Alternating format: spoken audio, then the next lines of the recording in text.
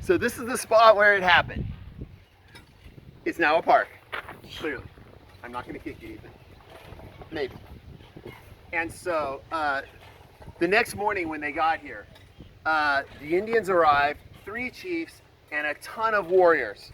And they brought with them a bunch of buffalo meat as gifts to Lewis and Clark and the expedition. Lewis and Clark gave them some pork, and then they started. As soon as they started talking, they realized that Druid, who was their interpreter, could not speak this language very well. And so they could only communicate in a few words. So Lewis, instead of giving this big long speech, he decided to cut it short and go right to the traveling roadshow. Oh, okay. Is it going? Yeah. And so let's take you out to where it happened.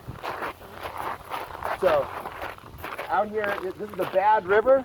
Lewis and Clark named this the Bad River because of what happened here. And of course, there's the Missouri. So here at the juncture of these 2 rivers, where we see this Lewis and Clark plaque, is where this happened. And so, get out of my face, dude. And so, they did the little traveling roadshow bit. They fired off their guns to show the power of their weapons. They showed them a magnifying glass, and then they gave them some medals. They picked one of the chiefs that they thought was like the head chief. Black Buffalo was his name. They gave him a uniform, they gave him a hat, they gave him an American flag, and again, they just kind of randomly chose one of these guys as the head chief. They gave the other chiefs some medals. They looked at this stuff, they were angry, they threw it down on the ground in disgust and insisted that they get more. They basically told them, we want a boatload of your supplies or you are not going on. Lewis and Clark weren't sure what to do at this point. They didn't want this to break out anymore. And so, get out of my face, dude. And so, they, the chiefs then asked to go onto the keelboat. They wanted to go onto the keelboat. And so, Lewis and Clark agreed.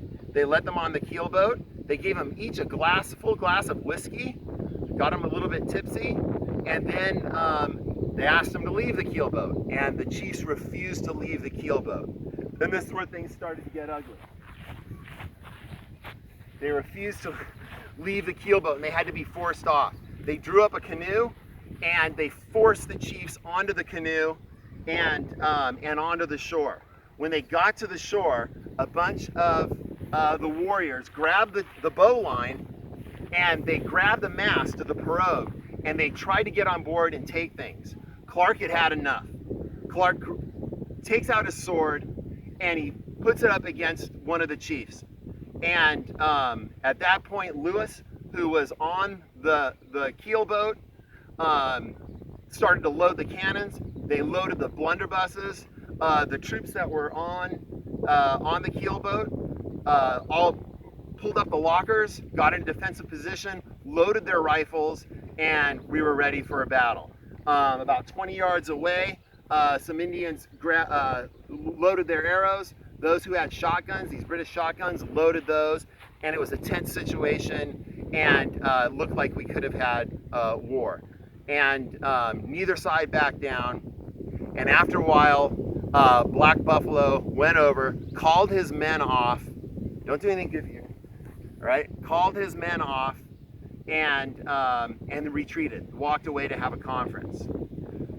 Lewis and Clark especially, as he wrote in his journal later, he said his blood was boiling. He was ready for a fight. These were Virginia gentlemen who had been challenged. You know, these guys come from dual country. Someone challenges you, you don't back down. And they were ready to do this. Lewis actually had lighted he was all ready to light the cannon, and he just held that up above the cannon. Had he lit that, all of American history might have been different. They wouldn't have gone on beyond here. They would have died here, and who knows what would have happened in terms of the British on this land or the Americans, because Lewis and Clark are really, their presence on this land is going to give us legitimacy to this land that British traders were still trying to take. And so the Lewis and Clark expedition, the success of it is very important on a number of counts. But anyhow, the chiefs went away, they held a council, and then they decided to come back. And Clark goes over to them after he cooled off a little, goes over to shake their hand. They wouldn't shake his hand, and so Clark walks away and he goes to try to get on the boats. And at that point, Black Buffalo, who seems to be in charge here, Black Buffalo walked over them and indicated that they wanted some trade goods and that they would allow them to proceed. And so it came as close as they're ever going to come on this expedition to it all ending right here on what is now this channel on the Bad River that they've created, and here on the Missouri.